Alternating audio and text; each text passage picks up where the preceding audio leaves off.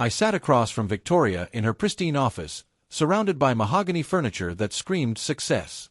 My older sister had always been the golden child, the one who graduated top of her class, who married the perfect husband, who built a real estate empire before turning 35. Meanwhile, I was 32 and barely keeping my small consulting business afloat. She leaned forward, her perfectly manicured nails tapping against a folder containing documents I'd trusted her to review. "I've been looking at your investment proposal," she said, her voice dripping with false concern. "And honestly, Tyler, I think you should pull out. The market's too unstable right now." I'd spent 6 months developing this deal, partnering with a development company that wanted to build affordable housing units. Victoria had connections with the investors, and I'd foolishly asked for her help securing final approval. "But the preliminary reports looked solid," I protested weakly. She smiled, the kind of smile that never reached her eyes. "Trust me, little brother. You'll never make it without my guidance. This investment will ruin you." Her words echoed in my head as I signed the withdrawal papers she'd prepared. Within days, I discovered the truth. Victoria had sabotaged my deal, spreading false information to investors while secretly positioning herself to take over the project. My reputation crumbled overnight. The bankruptcy papers arrived on a Tuesday morning. I stared at the official notices scattered across my kitchen table, each one a nail in the coffin of everything I'd built. My consulting business collapsed when clients heard about my failed investment. My apartment lease was up for renewal, and I couldn't afford it. My car got repossessed. My credit cards were maxed out trying to salvage what remained. I called Victoria, desperate for some explanation, some acknowledgement of what she'd done. She answered on the third ring, her voice bright and cheerful. "Tyler, I heard about your troubles. Such a shame you didn't listen to my advice sooner." The casual cruelty in her tone made my stomach turn. "You knew," I said quietly. "You knew that deal was solid, and you sabotaged it." She laughed, actually laughed. "Business is business, little brother. Maybe this will teach you that you're not cut out for this world. Some people are meant to lead, and others are meant to follow. You've always been a follower." She hung up before I could respond. I sat in my empty apartment, surrounded by boxes I couldn't afford to move, feeling more alone than ever. My parents had taken Victoria's side, as always, suggesting I'd been reckless and irresponsible. Nobody wanted to hear that their perfect daughter had destroyed her brother's life for profit. I moved into a basement apartment in a neighborhood where sirens wailed every night. The rent was $400 a month, all I could afford. My furniture consisted of a mattress on the floor and a folding chair. I'd sold everything else to pay debts. The first morning, I woke up to water dripping from a pipe above my head. This was my life now. Rock bottom. I started taking whatever work I could find. I washed dishes at a diner called Rosie's from 6 in the morning until 2 in the afternoon. Then I drove for a rideshare company until midnight. On weekends, I helped a moving company load trucks. Every muscle in my body ached. My hands developed calluses. I lost 15 pounds because I was too tired to eat properly. But something strange happened during those long, exhausting days. I started to feel stronger. Not physically, though that came too, but mentally. Each paycheck, no matter how small, was money I'd earned myself. Nobody could take it away or manipulate it. I opened a new bank account and started saving. $10 here, $20 there. It wasn't much, but it was mine. 3 months into my new life, I had $800 saved. I sat on my mattress, counting the bills, and felt something I hadn't felt since before the bankruptcy. Hope. At the diner, I met a regular customer named Harold who came in every morning for coffee and eggs. He was in his 60s, always wore a suit despite the early hour, and left generous tips. One morning, he asked about my story. I don't know why I told him. Maybe because he was a stranger who had no connection to my past life. I explained about the business, the betrayal, the bankruptcy. Harold listened without judgment. "I used to own a small investment firm," he said when I finished. "Retired now, but I still dabble. What kind of business are you thinking about?" I admitted I'd been researching online retail, specifically dropshipping. The startup costs were low, and I could run it from my laptop. I'd spent my few free hours learning about suppliers, market research, and digital marketing. Harold nodded thoughtfully. Send me your business plan. If it's solid, I might be able to provide some seed money. 2 weeks later, I had my first investor. Harold provided $2,000 in exchange for 15% equity. It wasn't much, but combined with my savings, it was enough to launch. I registered my business, built a website, and started reaching out to suppliers. My first sale came on a Thursday evening. $47 for a set of kitchen organizers. I stared at the notification on my phone, hardly believing it was real. The business grew slowly at first. I worked the diner shift, drove for the rideshare company, and managed my online store during every spare moment. Sleep became optional. I learned to function on 4 hours a night. My products focused on home organization and storage solutions, items that sold consistently with good profit margins. Within 3 months, I was making $500 a week from the store. Within 6 months, $1,000. I quit the moving company job. Then something unexpected happened. A woman named Isabel reached out through my business email. She'd been following my store's growth and was impressed by my marketing strategy. I ran competitive research against you last quarter, she wrote. We were rivals bidding for the same customer demographic. But I think we could accomplish more working together than competing. I remembered Isabel. She ran a similar business focusing on office supplies and productivity tools. We'd competed for advertising space and supplier contracts. I'd always respected her hustle, even when it meant losing a deal. We met at a coffee shop downtown. Isabel was direct and businesslike, laying out a partnership proposal. Her established supplier relationships combined with my marketing expertise could expand both our businesses. She offered to invest $10,000 for 20% equity and full partnership status. I didn't trust easily anymore. Not after Victoria. But Isabel's numbers made sense, and her reputation was solid. I accepted. The partnership transformed everything. Within 2 months, our combined business tripled in revenue. Isabel's supplier contacts gave us access to products at 40% lower costs. My marketing campaigns drove traffic to both our stores. We hired our first employee, then our second. I moved out of the basement apartment into a modest 1-bedroom place with actual furniture. I bought a reliable used car. My bank account grew from hundreds to thousands. The long nights of desperation started feeling like a distant memory, though I never forgot them. Every dollar I earned felt like vindication. But Victoria's voice still echoed in my head sometimes, especially late at night when doubt crept in.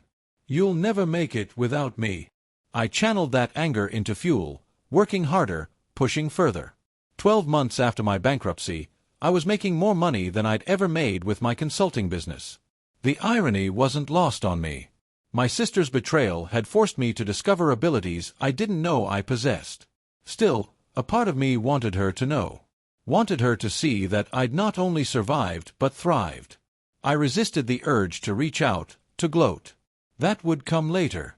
For now, I focused on building something she couldn't touch or destroy. Isabel invited me to a business conference in the city. Networking opportunity, she explained. Major players in e-commerce, potential investors, people who could take us to the next level. I hesitated. Conferences meant money for registration, accommodations, professional clothes I didn't own. But Isabel insisted the investment would pay off. She was right. On the second day, I met a real estate developer named Christopher who was diversifying into e-commerce investments. We talked for 2 hours about market trends, growth strategies, and the future of online retail. He was particularly interested in our rapid expansion and sustainable profit margins. I'm looking to invest in 3 companies this quarter, Christopher said, handing me his card. Send me your financials and projections. If the numbers match what you're telling me, we should talk seriously. 3 weeks later, Christopher offered to invest $50,000 for 25% equity in the combined business. Isabel and I discussed it over dinner, weighing the benefits of expansion against dilution of ownership. The money would allow us to lease warehouse space, hire a full team, and scale operations significantly. We accepted. With Christopher's investment and connections, we secured exclusive distribution rights for several high-demand product lines. Revenue jumped again. By month 18 post-bankruptcy, I was earning six figures annually. The kid who'd washed dishes at Rosie's was now running a legitimate company with 12 employees and growing. Success brought unexpected complications. I started questioning everything. Was I really this capable, or had I just gotten lucky? Had Isabel and Christopher carried me, or had I earned this? Victoria's old insults wormed their way back into my thoughts during weak moments. You're not cut out for this world. You've always been a follower. I found myself overcompensating, making decisions without consulting Isabel, pushing back against Christopher's suggestions. During one particularly tense meeting, Isabel called me out. "What's going on with you? We're partners, but you're acting like you have to prove something." She was right. I was so focused on proving I didn't need anyone that I was sabotaging the very relationships that had helped me succeed. That night, I sat down and forced myself to confront the truth. Yes, Isabel and Christopher had provided crucial support. Yes, their investments and expertise had accelerated my growth. But I'd also brought real value. My work ethic, my marketing skills, my ability to identify opportunities, those were mine. I'd earned my place at this table. The next morning, I apologized to Isabel and Christopher. "I've been dealing with some baggage from my past," I admitted. "But that's my problem to work through, not yours. I promise to be a better partner moving forward." They accepted my apology, and we moved on. But I made a private decision. Whatever I did next, I'd do it completely on my own, to prove once and for all that I could. The setback came without warning. A competitor launched a campaign directly targeting our customer base, undercutting our prices by 30% while questioning our product quality on social media. Orders dropped 25% in 2 weeks. Isabel was panicking. "They're stealing our marketing copy, our product descriptions, everything. We need to respond immediately." But legal action was expensive, and a price war would destroy our margins. I spent 3 sleepless nights developing a strategy. Instead of competing on price, we'd compete on value. I created an enhanced customer loyalty program, offering free shipping, extended warranties, and exclusive access to new products. I reached out to influencers who'd used our products, asking them to share honest reviews. I wrote detailed blog posts explaining our quality control process and supplier relationships. Then I did something risky. I raised our prices by 15% while emphasizing premium quality and customer service. Isabel thought I was crazy. "We're already losing customers, and you want to charge more?" But I believed in the strategy. People who valued quality over price would stay. Those who only cared about getting the cheapest deal weren't our target customers anyway. I spent every spare dollar on targeted advertising, focusing on our strengths rather than attacking the competition. I doubled down on customer service, responding personally to every complaint or question. The strategy worked. Within a month, our revenue stabilized, then started climbing again. The competitors' prices were unsustainable, and their quality issues began surfacing in customer reviews. Meanwhile, our loyal customers became evangelists, defending us on social media and referring new buyers. The competitor eventually raised their prices back to normal levels, but by then, they damaged their reputation. We'd gained market share and emerged stronger. Isabel hugged me when the quarterly numbers came in. "I'm sorry I doubted you. That was brilliant. But I knew the truth. It had been desperate. I'd risked everything on a strategy that could have easily backfired. The fact that it worked didn't change how scared I'd been. Still, winning felt incredible. More than that, I realized something important. I wasn't just surviving anymore. I was building a real empire, making strategic decisions that shaped my industry. Victoria's voice in my head grew quieter. I was becoming someone she could never diminish again. Christopher offered to introduce me to more investors, people interested in e-commerce ventures with proven track records. I accepted, knowing that the next phase of growth would require capital I didn't have yet. But for the first time since my bankruptcy, I felt truly confident. I was more than just a survivor. I was becoming a force to be reckoned with. I heard about the house through a casual conversation with my mother. We'd been having monthly phone calls, slowly rebuilding a relationship damaged by her support of Victoria during my bankruptcy. Mom mentioned that Victoria was obsessed with a property in Riverside Heights, the most exclusive neighborhood in the city. It's this gorgeous colonial with 6 bedrooms, a pool, and 3 acres of land, Mom said. Victoria's been talking about it for years. She drives by it every week, planning how she'll decorate each room when she finally buys it. Something clicked in my mind. I knew that house. Everyone in the city knew it. The Anderson Estate, a historic property that had been owned by the same family for generations. It had recently been listed for sale, asking price $3.2 million. Victoria had been saving for years, working toward buying it as her ultimate status symbol. After we hung up, I sat staring at my laptop screen. An idea formed, dangerous and thrilling. What if I bought that house? Not to live in, I didn't need that much space. But as a statement. As proof that I'd not only recovered from bankruptcy but surpassed Victoria's greatest ambitions. The thought consumed me for days. It was petty, possibly cruel. But every time I tried to dismiss it, I remembered her laugh when she told me I'd never make it. I remembered the bankruptcy notices, the basement apartment, the exhaustion of working 3 jobs. I made the decision on a Saturday morning. I would buy the Anderson estate. Not just to spite Victoria, though that was definitely part of it, but also as a symbol of how far I'd come. The ultimate proof that her betrayal hadn't destroyed me. I called a real estate agent and scheduled a viewing. The house was even more impressive in person. High ceilings, original hardwood floors, a gourmet kitchen with top-of-the-line appliances. The master bedroom had a fireplace and a balcony overlooking the grounds.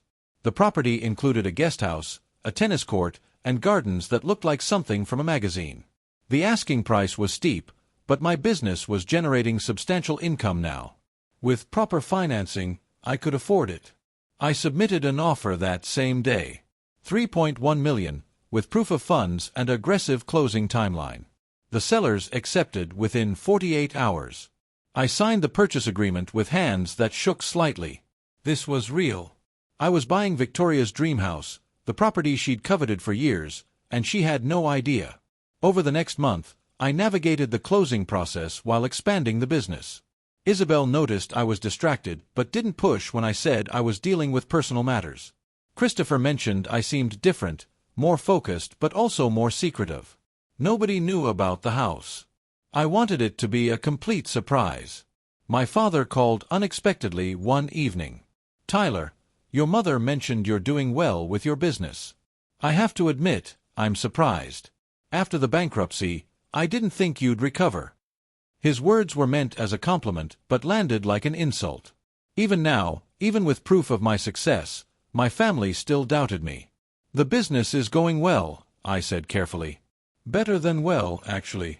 We're expanding." "That's good, son. Really good. But don't get overconfident. Remember what happened last time." I bit back a sharp response. Last time, Victoria had sabotaged me, but nobody in my family wanted to acknowledge that truth.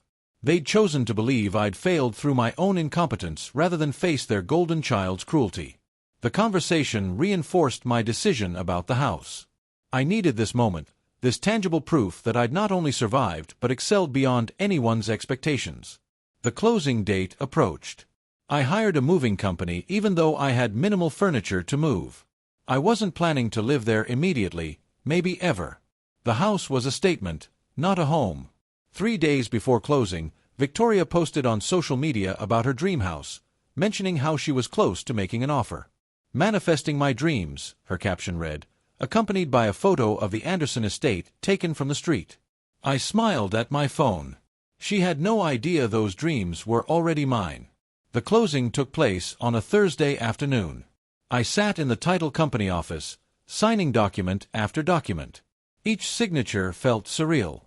I was buying a $3 million house less than 2 years after declaring bankruptcy. The title agent shook my hand when we finished. "Congratulations, Mr. Harrison. The Anderson estate is officially yours." I drove to the property immediately after, using the keys the agent had given me. Walking through those empty rooms felt different now that they belonged to me.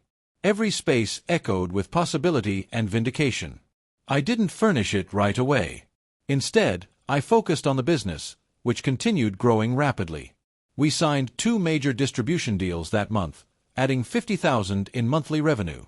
I hired a business manager to handle day-to-day operations, freeing myself to focus on strategy and expansion. My bank account grew steadily. I invested wisely, remembering the lessons from my bankruptcy. I diversified, saved aggressively, and lived below my means despite my increasing wealth. The basement apartment was gone, but I maintained a modest lifestyle. The house sat empty, waiting. I visited occasionally, walking through rooms and imagining Victoria's reaction when she discovered the truth. Part of me felt guilty about the secrecy, but a larger part felt justified.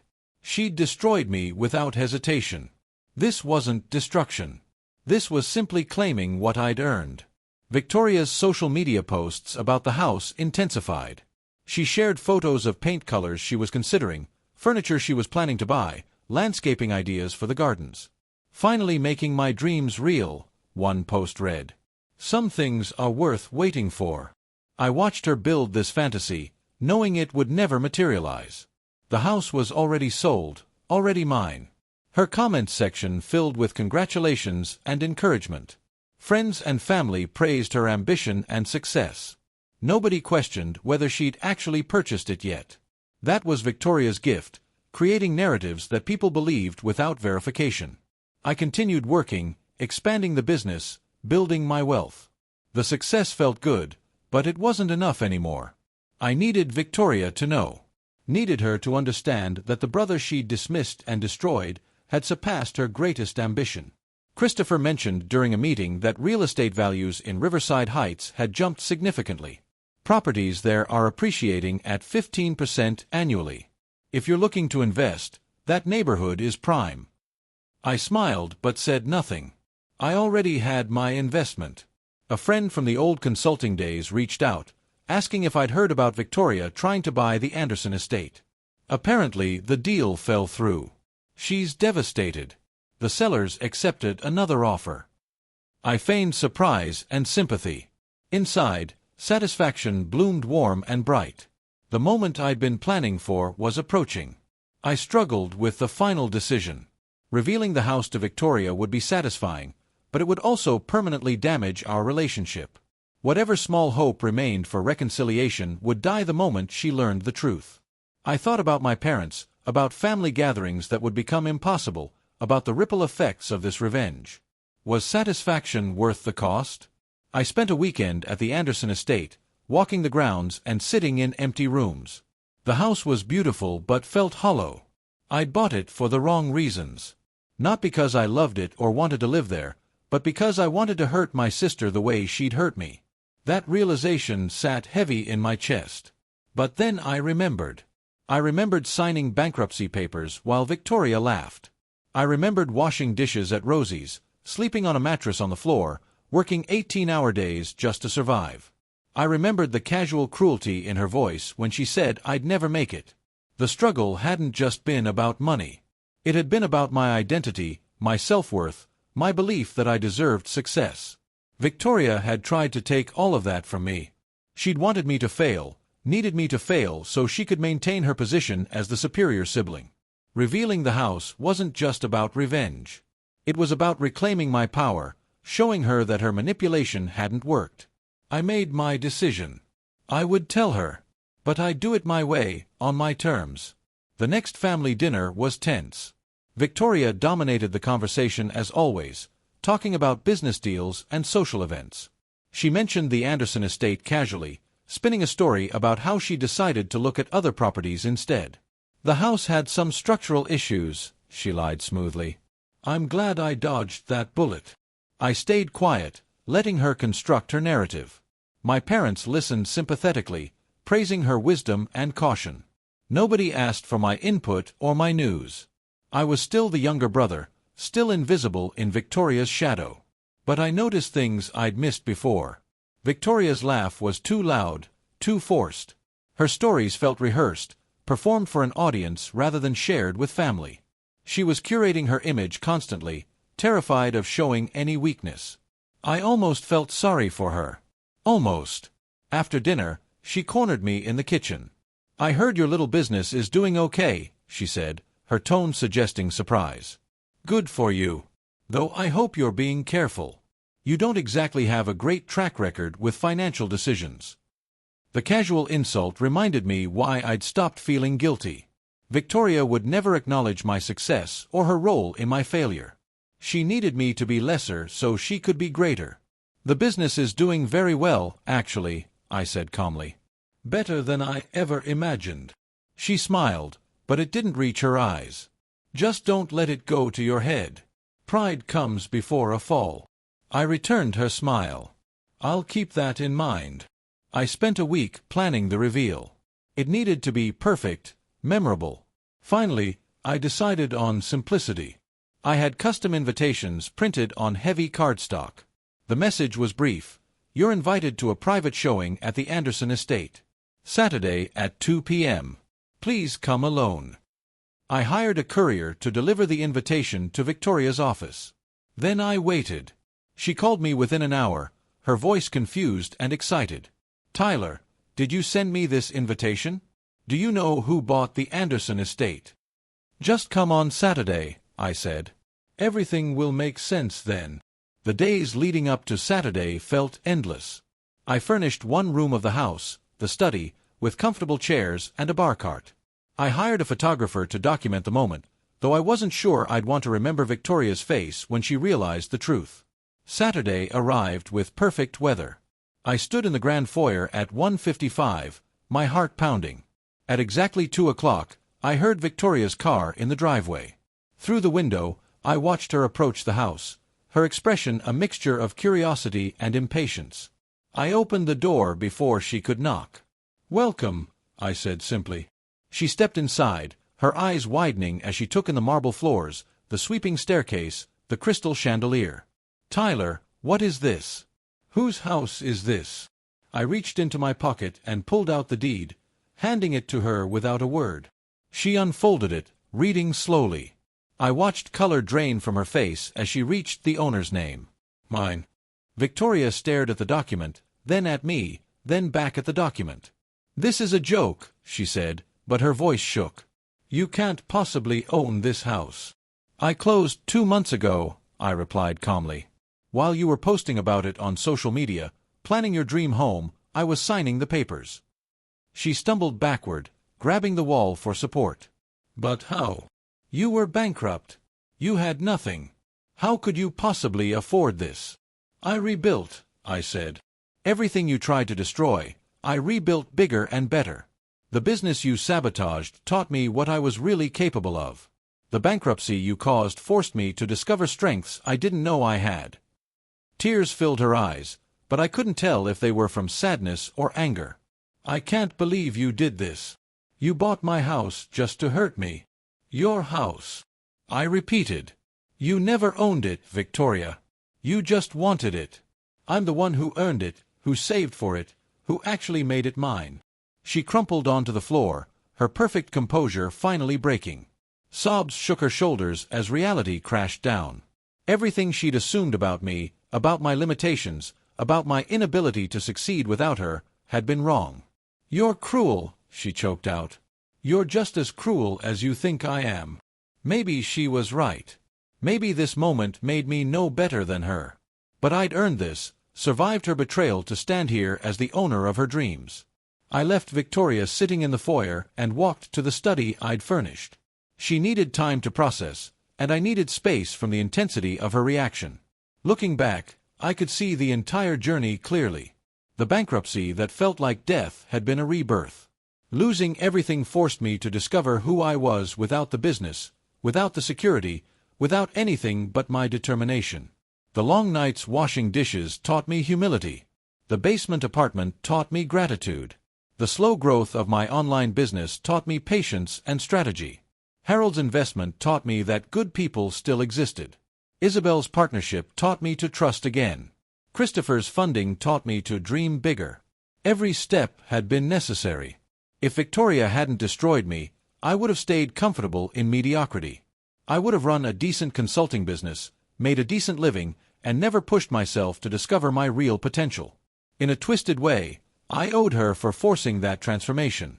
But I also owed her nothing. She'd acted with malice, not to help me but to diminish me.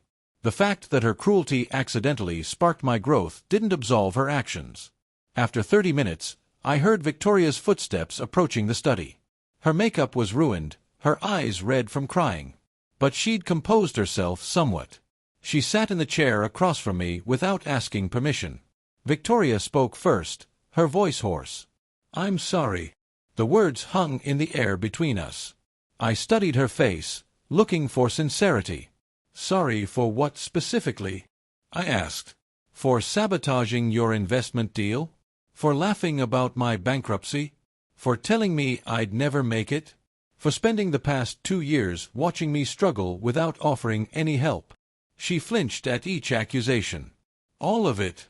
I was jealous of you, if you can believe that. You were always so genuine, so good at connecting with people. Everything came easy to you socially while I had to work for every relationship. When you started succeeding in business, my territory, I panicked. I thought if you succeeded there too, there'd be nothing left that was just mine."